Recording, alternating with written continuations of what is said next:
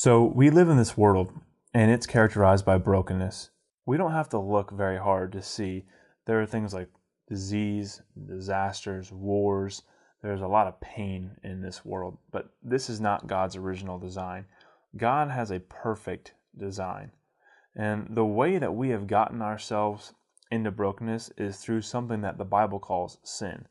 Sin is turning away from God's design and pursuing our own way, and that leads us to brokenness. Brokenness eventually leads us to death, and this death will separate us from God forever. But God doesn't want us to stay in brokenness, so He's made a way out, and that way is Jesus.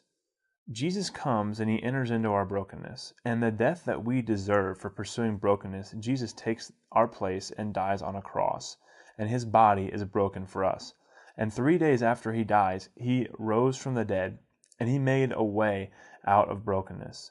And people try many things to get out of brokenness, things like religion, things like success or relationships, education or drugs and alcohol, but none of these things can get us out of brokenness. The only way out is Jesus.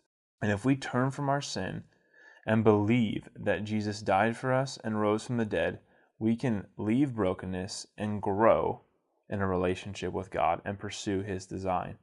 And more than that, we can go. We can be sent just like Jesus back into brokenness to help others come through Him to pursue God's design. Now, there's two types of people in the world. There are people that are pursuing God's design, and there's people that are still in brokenness. We have to ask ourselves, where are we? So, where do you think you are?